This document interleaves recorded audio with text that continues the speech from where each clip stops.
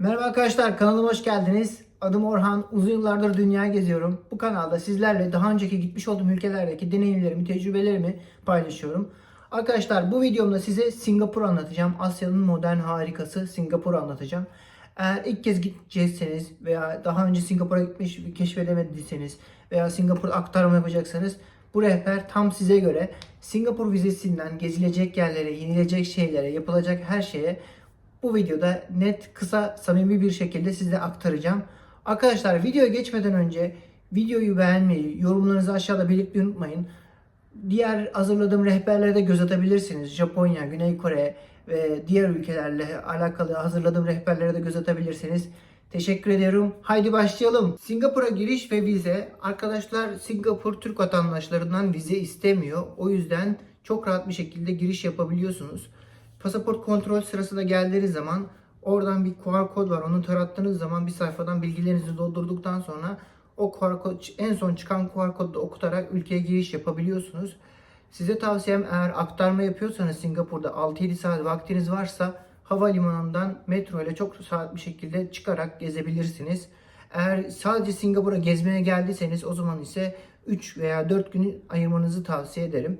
Singapur'da gezilecek, görülecek çok güzel yerler var. Aynı zamanda Asya'nın nasıl modern bir ülke olduğunu, modern bir ülkesinin nasıl olduğu hakkında bilgi de edinebiliyorsunuz. Arkadaşlar Singapur Havalimanı'ndan bu şekilde metro ile rahat bir şekilde aktarma yaparak şehir merkezine gidebiliyorsunuz demiştim. Aynı şekilde havalimanındaki metroya geldiğiniz zaman sadece kredi kartınızı okutarak, herhangi bir paranızı bozdurmadan, şehir içinde de kredi kartınızla alışveriş yaparak hiç para bozdurmadan çok rahat bir şekilde gezebiliyorsunuz. Bunu aklınızda bulundurun lütfen. Peki Singapur'a ne zaman gidilir? Arkadaşlar Singapur tropikal bir ülke. O yüzden aşırı yağış alıyor bazı dönemlerde. Yıl boyunca ortalama 27, 32, 35 derece sıcaklıklarda oluyor. Tavsiyem size yağmurlu zamanda gitmemeniz. Yağmur yağdığı zaman aşırı yağmur yağıyor ve yağış böyle çok aşırı, birden bardaktan boşanırcasına yağıyor. O yüzden yağışlı dönemde gitmenizi tavsiye etmem. Aşırı sıcak dönemde de aşırı sıcak oluyor. O zaman da yine tavsiye etmem. En az yağmurunu aldığı dönem ise Şubat'la Nisan arası en ideal dönem diyebilirim. Ya nem de çok yüksek olduğu zaman da gerçekten rahatsız ediyor. O yüzden bu Şubat'la Nisan ayında eğer gezme planınız varsa bunu o zamana denk getirebilmenizi tavsiye ederim. Gelelim Singapur'da ulaşım. Arkadaşlar Singapur'da ulaşım zaten ilk geldiğiniz zaman havalimanı Changi Havalimanı. Changi Havalimanı uluslararası ünlü bir havalimanı. Yani dünyada bilinen Asya'nın böyle kesiş noktası diyebiliriz. Burada çok fazla noktaya ulaşım aktarma yapabiliyorsunuz başka ülkelere. O yüzden muhtemelen bazılarınız sizi bu ülkeye aktarma yaparak aktarmayla geleceksiniz. O yüzden dedim dışarı çıkıp gezme fırsatınız olur diye. Onun dışında eğer şehrin her yerine metro ile gidebiliyorsunuz. Zaten metro ağı çok gelişmiş. Otobüsler ve metrolar gayet uygun fiyatlı. Genelde 1 veya 2 Singapur dolarıyla çok rahat bir şekilde her yere gidebiliyorsunuz.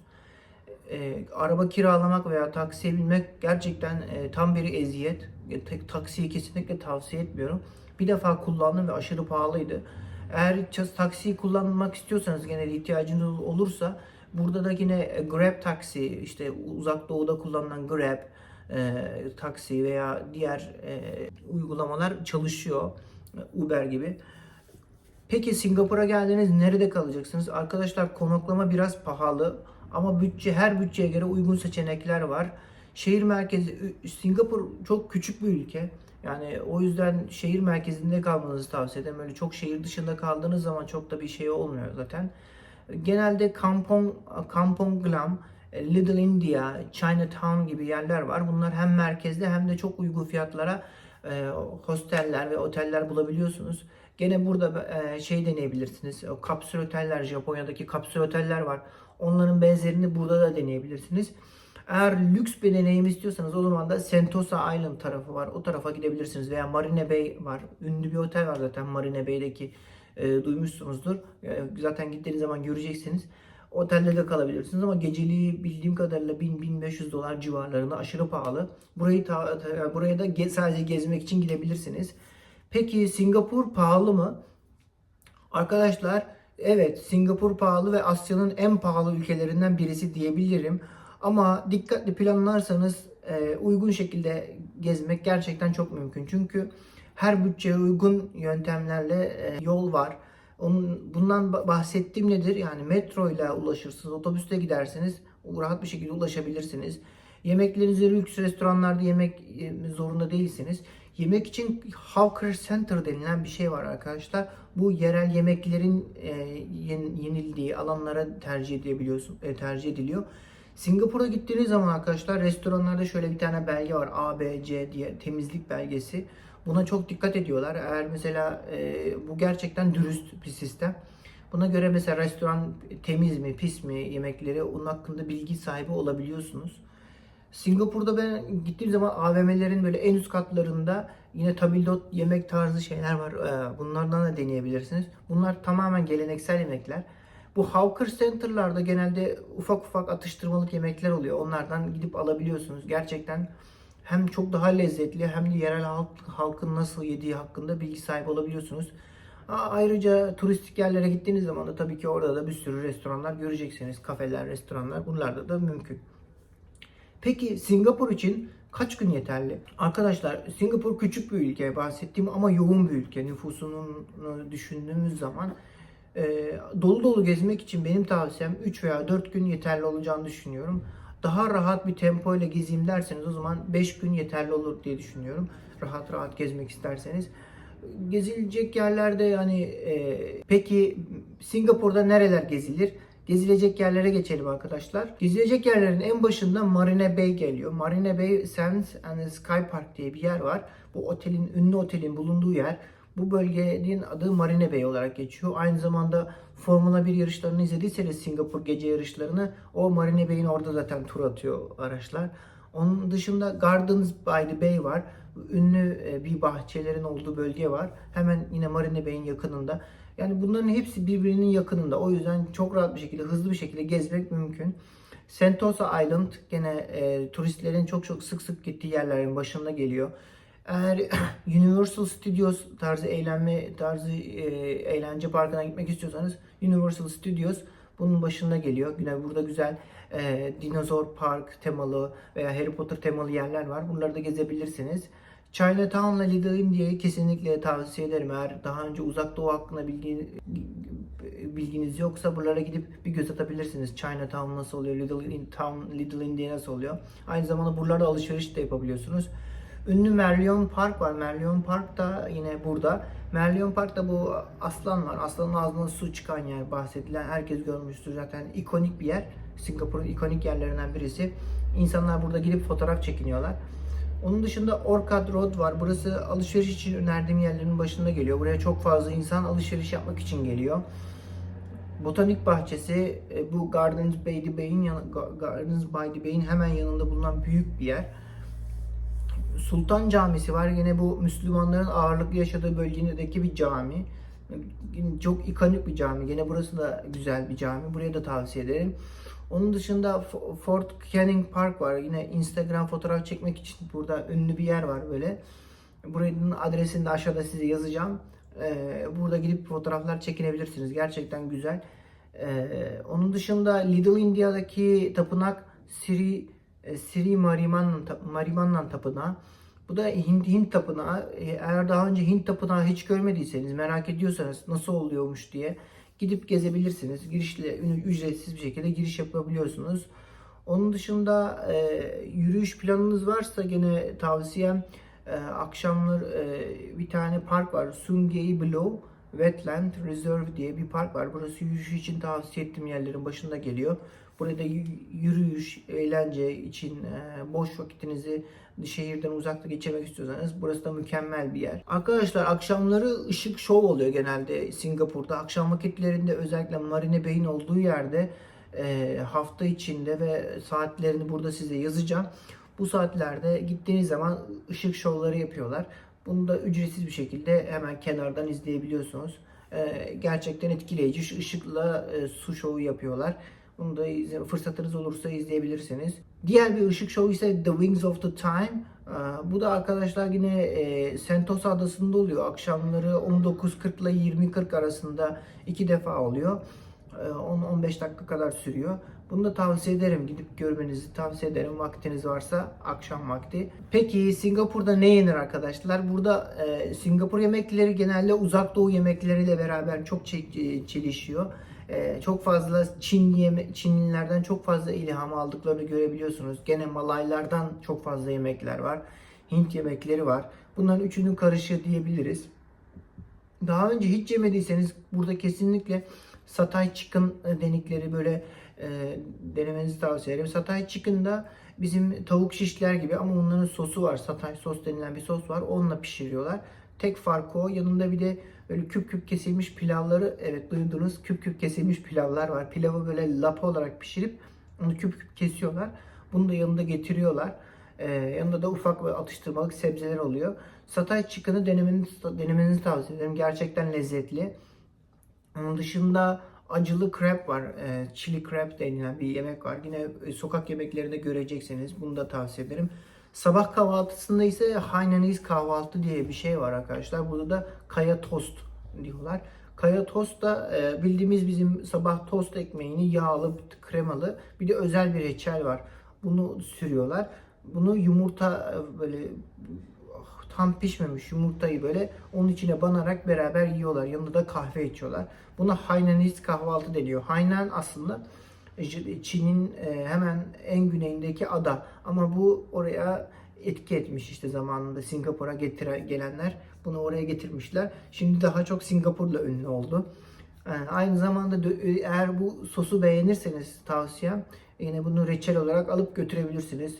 Kendinize deneyebilirsiniz. Onun dışında laksa var. Yine baharatlı noodle çorbası. Bunu da orada bulacaksınız. Yine Hainanese chicken rice var. Bu da yine burada Singapur'da çok rahat bulabileceğiniz yemeklerin başında geliyor. Yemekler gayet oldukça temiz, düzgün. Dediğim gibi restoranlarda A, B, C belgeleri var. A, B, C ona göre seçebiliyorsunuz. Peki Singapur'da yaşanır mı? Evet arkadaşlar, Singapur'da yaşanır. Güvenli, düzenli ve temiz bir ülke. Yaşam maliyetleri oldukça yüksek ve iş bulmak gerçekten çok zor. Çünkü yabancılara karşı, özellikle yabancılar için iş bulması çok zor. Çünkü firmalarda kota var arkadaşlar. Örneğin bir firmada 10 çalışan olduğu zaman sadece bir tane yabancı çalışma hakkı oluyor. Çalıştırma hakkı oluyor. O yüzden bu şekilde Singapurluları korumuş oluyor devlet. Böyle firmalara böyle kural vermiş. Örneğin firmanızın çalışan sayısı 100 ise sizin maksimum 10 tane yabancı çalıştırma hakkınız var. Bu şekilde çok fazla yabancıların işleri domine etmesinden ekspatların çok fazla etki etmesinden korktukları için böyle bir yöntem bulmuşlar. Ama Singapur'da eğitim oldukça yüksek, iyi. Çok fazla sayıda yabancı çalışıyor. Buna rağmen hala çok sayıda yabancı çalışıyor. Bildiğiniz gibi Singapur zaten çok fazla gemilerin geldiği, finansın döndüğü, Asya'nın finansının döndüğü yerlerin başında geliyor. Peki Singapur'a geldiniz. Buradan başka nerelere gidebilirim gezmeye? Arkadaşlar Singapur'da etrafında gezilecek çok fazla yer var. Bahsettiğim gibi havalimanına çok rahat bir şekilde bir sürü yere gezmeye gidebiliyorsunuz. Çok ucuz biletlere. Eğer ben uçak yerine otobüsle daha hızlı bir şey düşünüyorsanız o zaman size tavsiyem Malezya tarafına, Johor, Batur tarafında gidebilirsiniz. Ben bir defa geldiğimde Kuala Lumpur'dan otobüse binerek o sadece 10-15 dolara sadece 4-5 saatte Singapur'a gelmiştim. Bu zamanda geldiğimde sabah saatlerinde Singapur'a girerken çok sayıda böyle Malezya'da yaşayıp ama Singapur'da çalışan çok fazla yaşam maliyetleri çok yüksek olduğu için ev kirasıydı bu şekilde. Sabah çalışmaya gelip akşam dönen bir sürü motosikletli insanlar görmüştüm. Bu bana ilginç gelmişti. Düşünsenize her gün ülke değiştiriyorsunuz çalışmaya gitmek için. Onun dışında arkadaşlar kısa uçuşlarla yine Tayland, Endonezya, Vietnam gibi ülkelere gidebiliyorsunuz. Arkadaşlar Singapur'da çok fazla yasaklar var. Bu yasaklar neden var? Herkes çok şey yapıyor, soruyor.